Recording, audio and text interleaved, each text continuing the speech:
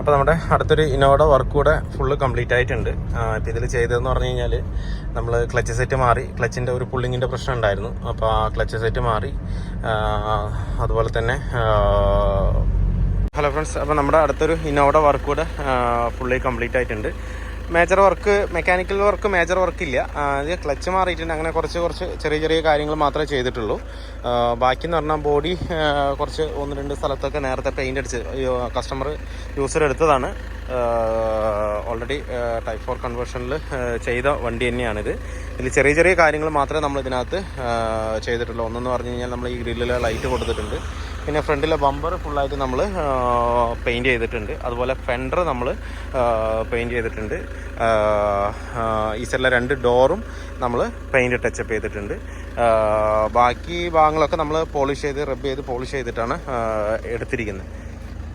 പിന്നെ ബാക്കിൽ നമ്മൾ ആ ബാക്കിൽ വരുന്ന മറ്റേ ലൈറ്റും കൂടെ ഇതിനകത്ത് നമ്മൾ ചെയ്തിട്ടുണ്ട്. ആ ക്രോമിൽ വരുന്ന ലൈറ്റ് അത് വെച്ചാൽ അതിൽ ബ്രേക്ക് ചെയ്യുമ്പോഴും അതുപോലെ തന്നെ പാർക്ക് ഇടുമ്പോഴും ലൈറ്റ്, ബ്രേക്ക് ചെയ്യുമ്പോൾ റെഡ് ലൈറ്റും പാർക്ക് ചെയ്യുമ്പോൾ നമുക്കിങ്ങനെ ഒരു വൈറ്റ് ലൈറ്റിലേക്കാണ് ഇതിനകത്ത് വരുന്നത്. അതുപോലെ നമ്മൾ റിയർ ബമ്പറും ഇതിനകത്ത് ഫുള്ളായിട്ട് പെയിൻ്റ് അടിച്ചത്. റിയർ ബമ്പർ എന്ന് പറഞ്ഞു കഴിഞ്ഞാൽ നേരത്തെ ഫുള്ള് പൊട്ടിയിരിക്കുകയായിരുന്നു.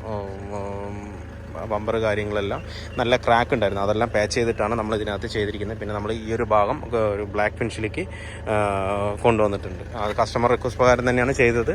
പിന്നെ അതുപോലെ തന്നെ 4 ബോഡിയുടെ ഡോറിൻ്റെ പില്ലർ നമ്മൾ ബ്ലാക്കിലേക്ക് കൊണ്ടുവന്നിട്ടുണ്ട്. പിന്നെ ഇതിൻ്റെ സൺവൈസറൊക്കെ നമ്മൾ വൈറ്റ് കളറിലേക്ക് കൊടുത്തിട്ടുണ്ട്. അതും കസ്റ്റമർ പറഞ്ഞത് കൊണ്ട് തന്നെയാണ് നമ്മൾ ആ ഒരു ഫിനിഷിലേക്ക് കൊടുത്തത്. നേരത്തെ എന്ന് പറഞ്ഞാൽ ഇത് ബ്ലാക്ക് ആയിരുന്നു. അത് മാറ്റിയിട്ട് ഫുള്ള് വൈറ്റ് ഫിനിഷിലേക്ക് കൊണ്ടുവന്നിട്ടുണ്ട്. ഇനിയിപ്പോൾ ബോഡിയുടെ സീറ്റിൻ്റെ എന്താ പറയുക ചെറിയ സൗണ്ടുകളുണ്ട്. അത് മൊത്തം ക്ലിയർ ചെയ്യാനുണ്ട്. അലോയ് വീലൊക്കെ സെറ്റ് ചെയ്തത് അലോയ് വീലൊക്കെ കസ്റ്റമർ തന്നെയാണ് സെറ്റ് ചെയ്തത്. സെക്കൻഡ്സ് എടുത്തിട്ട് കസ്റ്റമർ സെറ്റ് ചെയ്തത്. നേരത്തെ വരുമ്പോൾ വണ്ടി പുള്ളിങ്ങിനും നല്ലൊരു കംപ്ലൈൻറ്റ് ഉണ്ടായിരുന്നു. ക്ലച്ച് റേസ് ആവുന്നുണ്ടായിരുന്നു. പിന്നെ അതുപോലെ തന്നെ മെക്കാനിക്കൽ ചെറിയ സസ്പെൻഷൻ സൗണ്ടുകൾ ചെറുതായിട്ടുണ്ടായിരുന്നു. അതെല്ലാം നമ്മൾ ക്ലിയർ ചെയ്തിട്ടുണ്ട്. ഇപ്പം ഇനിയിപ്പോൾ സീറ്റ് ഇൻറ്റീരിയറിൽ നമുക്ക് സൗണ്ടും കാര്യങ്ങളുണ്ട്. അപ്പോൾ അതൊക്കെ നമുക്കൊന്ന് ക്ലിയർ ചെയ്യണം. പിന്നെ നമ്മൾ ഫോഗ് ലാമ്പ് നേരത്തെ ഉണ്ടായിരുന്ന സാധാ നോർമലായിരുന്നു. അത് മാറ്റി നമ്മൾ ആ ക്രോം ഫിനിഷ് വരുന്ന കാര്യം അതിനകത്ത് സെറ്റ് ചെയ്തിട്ടുണ്ട്. പിന്നെ ഡോർ ഹാൻഡിലും ആ ഡോറിൻ്റെ നമ്മൾ പിടിക്കുന്ന ഭാഗത്തൊക്കെ നേരത്തെ മറ്റേ ക്രോം കളർ ഉണ്ടായിരുന്നതാണ്. പക്ഷേ ആ കസ്റ്റമർ എല്ലാം അത് വേണ്ട, ഒഴിവാക്കണം എന്ന് പറഞ്ഞിട്ട് നമ്മൾ അത് കംപ്ലീറ്റും ഒഴിവാക്കി വൈറ്റ് പെയിൻറ്റിലേക്ക് കൊണ്ടുവന്നിട്ടുണ്ട്. പിന്നെ ഇൻറ്റീരിയറിൽ നമ്മൾ പ്രത്യേകിച്ച് ഒന്നും ചെയ്തിട്ടില്ല. നേരത്തെ തന്നെ ഇതിൽ സീറ്റും കാര്യങ്ങളും എല്ലാം പക്ക നീറ്റായിട്ട് തന്നെ ചെയ്തിട്ടുണ്ട്. പാലക്കാട്ട് തന്നെയാണ് ചെയ്തിരിക്കുന്നത്. ഇൻറ്റീരിയറിൽ ഇങ്ങനെ ഇരിക്കുന്നത്. വേറെ വണ്ടിക്ക് കച്ചറ എന്ന് പറയുന്ന പോലെ ഒരു ബുദ്ധിമുട്ടൊന്നുമില്ല. നീറ്റായി തന്നെ ഇരിക്കുന്നുണ്ട്. സെക്കൻഡ് ഹാൻഡ് എടുത്തിട്ട് നേരെ കൊണ്ടുവന്നത് നമ്മുടെ വർക്ക്ഷോപ്പിലേക്കാണ് കൊണ്ടുവന്നിട്ട് ബാക്കിയുള്ള ഈ ഒരു പണികൾ ചെയ്തിട്ട് കൊണ്ടുപോകാവുന്ന രീതിയിൽ കൊണ്ടുവന്നതാണ്. അപ്പോൾ ബാക്കിയെല്ലാം നമ്മൾ സെറ്റാക്കിയിട്ടുണ്ട്. കസ്റ്റമർ കുറേ ആക്സസറീസും കൊണ്ടുവന്നിട്ടുണ്ടായിരുന്നു സെറ്റ് ചെയ്യാനായിട്ട്. ബാക്കിലെ വൈപ്പർ വന്നിട്ട് ഫോർച്യൂണറിൻ്റെ വൈപ്പർ അത് നമ്മളാണ് സെറ്റ് ചെയ്തത്. അങ്ങനെ വേറെ കുറച്ച് സാധനങ്ങളൊക്കെ കൊണ്ടുവന്നിട്ടുണ്ടായിരുന്നു. അതൊക്കെ നമ്മൾ സെറ്റ് ചെയ്തിട്ടുണ്ട്.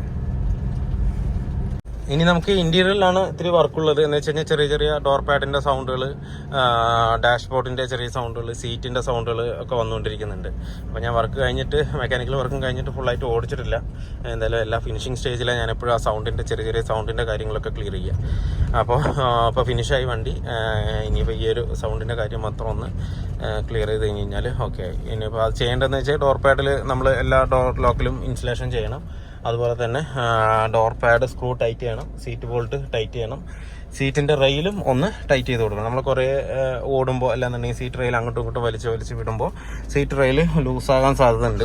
അപ്പോൾ അതുകൊണ്ട് സീറ്റ് റെയിലും ഒന്ന് ടൈറ്റ് ചെയ്ത് കൊടുക്കണം. 2 സൈഡ് ഹാമർ വെച്ചിട്ടൊന്ന് ജസ്റ്റ് ഒന്ന് അടിച്ചാൽ മതി. അത് റെയിൽ ടൈറ്റ് ആവും. റെയിൽ ലൂസാകുമ്പോഴാണ് ആ റെയിൽ കിടന്നിട്ട് കട എന്ന് പറഞ്ഞ് അടിക്കുന്നത്. അത് ഭയങ്കര ഇറിറ്റേറ്റിംഗ് സൗണ്ടായിരിക്കും. പിന്നെ സീറ്റ് ബെൽറ്റിൻ്റെ കാര്യം എന്ന് പറഞ്ഞിട്ടുണ്ടായിരുന്നു. അപ്പോൾ അതൊന്ന് ക്ലിയർ ചെയ്ത് കൊടുക്കാനുണ്ട്. അതൊന്ന് ക്ലിയർ ചെയ്യണം. അത്രയും വർക്കാണ് ഒരു പെയിൻറ്റിംഗ് ഉള്ളത്. അതെന്തായാലും നമ്മൾ ഡെലിവറിക്ക് മുന്നേ കംപ്ലീറ്റും ക്ലിയർ ചെയ്തിട്ട് സെറ്റാക്കിയിട്ട് കൊടുക്കാം. പിന്നെ ഡാഷ്ബോർഡ് എന്ന കാര്യങ്ങൾ ഒന്നും സൗണ്ടില്ല. പിന്നെ നമ്മൾ പെയിൻറ് ചെയ്യുമ്പോൾ മറ്റേ കൗൾ ടോപ്പൊക്കെ അഴിച്ച് ക്ലീൻ ചെയ്ത് സെറ്റാക്കുന്നത്. കൗൾ ടോപ്പിൻ്റെ അവിടെ നിന്നും കിറുന്നൊരു സൗണ്ട് ഉണ്ട്. ഒരു 4-5 സ്ഥലത്ത് മാത്രമേ ഈ ഇനോവയ്ക്കൊക്കെ സൗണ്ട് വരുള്ളൂ. സസ്പെൻഷൻ പോയാലടക്കം നമുക്ക് ഈ കടപുടാന്നുള്ള സൗണ്ട് കിട്ടില്ല. പക്ക നീറ്റായിരിക്കും. പിന്നെ ഇതിൻ്റെ സ്പൈറൽ കേബിൾ നമ്മൾ മാറിയിട്ടുണ്ടായിരുന്നു. സ്പൈറൽ കേബിള് ചില സ്ഥലങ്ങളിൽ ഹോൺ അടിക്കില്ല, ചില ടൈമിൽ വാണിംഗ് ലൈറ്റും വരും. അങ്ങനെ ഒരു കംപ്ലൈൻ്റ് ആയിരുന്നു. ഇപ്പോൾ വാണിംഗ് ലൈറ്റ് ഒന്നും ഇല്ല. അതുപോലെ ഹോണും അതുപോലെ എല്ലാ പോർഷനിലും കറക്റ്റായിട്ട് തന്നെ അടിക്കുന്നുണ്ട്. നേരത്തെ സാധാ നോർമൽ ഹോണായിരുന്നു ഇതിനകത്ത് ഉണ്ടായിരുന്നത്, അത് മാറ്റി നമ്മളിപ്പോൾ എയർ ഹോൺ, അത് കസ്റ്റമർ ഹെല്ലട മേടിച്ചെന്നാണ്, കസ്റ്റമർ തന്നെ മേടിച്ചെന്നാണ്. അപ്പോൾ അത് തന്നെ ഇതിനകത്ത് സെറ്റ് ചെയ്തിട്ടുണ്ട്.